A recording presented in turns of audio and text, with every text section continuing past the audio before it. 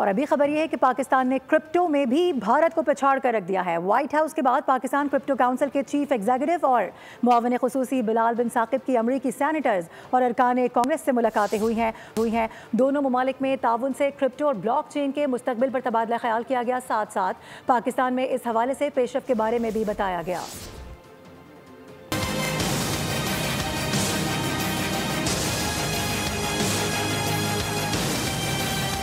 Crypto और blockchain की सनत में पाकिस्तान ने भारत को पीछे छोड़ दिया। वजीर आजम के मुआविन खुसूसी बराए क्रिप्टो ब्लॉकचेन बिलाल बिन साकिब की व्हाइट हाउस के बाद सेनेटर टिम शेही और रुकन कांग्रेस ट्राई डाउनिंग और रियान जिंके से मुलाकातें हुई। डिजिटल दुनिया में ताउन पर तबादला ख्याल किया गया।